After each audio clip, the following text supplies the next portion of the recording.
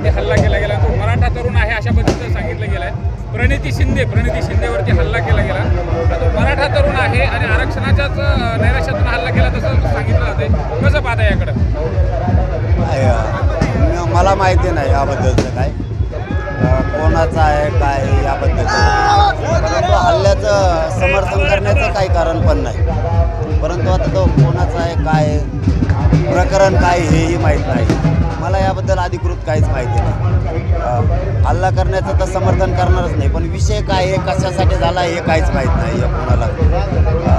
त्याचं मूळ कारणही माहीत नाही. नुसता मराठा असला म्हणून त्याला द्वेष देणं हेही बरोबर नाही. त्याने का केलं आहे काय घडलं आहे मला त्याच्याबद्दलचं कसलंच माहिती नाही. पण हल्ल्याचं समर्थन नाही, पण विनाकारण मराठ्यांचं आहे म्हणून काही वेगळंही असू शकतं, प्रकरण काही वेगळंही असू शकतं. मला याच्याबद्दल माहीतच नाही, मी उत्तर तरी काय देऊ. परळीमध्ये परवानगी दिल्यानंतर तुम्ही त्या ठिकाणी बैठक घेतली, मात्र त्यावर 27 जणांवरती गुन्हे दाखल केले गेले.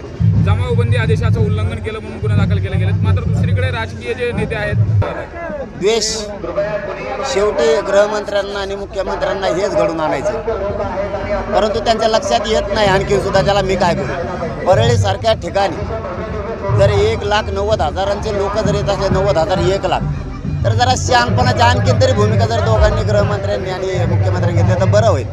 नसता आता 900 एकरमध्ये पुन्हा दिसेल काय होतंय. एवढा द्वेष असणंच कामाचं नाही. गृहमंत्र्यांना एवढा द्वेष असणं कामाचं नाही. मला तर रात्री अशी माहिती मिळाली, मी आज या बीड नगरीतून सांगतो की माझ्यावर कुठंतरी 10-15 आणखीन केसेस करायच्या आणि तडीपाडीचा ऑर्डर काढायचा. गृहमंत्री साहेब स्वप्न बघायचं कमी करा.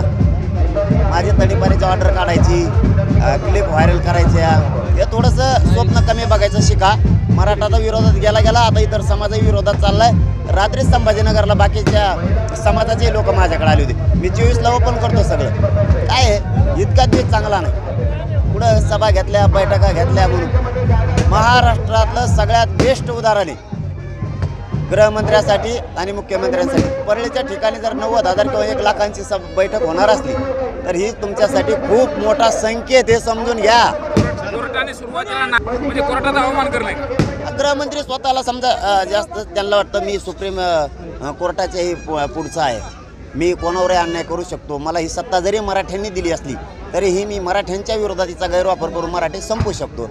कारण त्यांचा अजेंडाच असा आहे की मोठी जात संपवायची. देशातल्या मोठ्या जाती मोजून बघा तुम्ही. शक्यतो यांनी मोठ्या जाती पायाखाली दाबण्याचा प्रयत्न केला, पण त्यांना हे माहीत नाही एकदा जर मोठ्या जाती एकत्र आल्या राजकीय सुपडा साप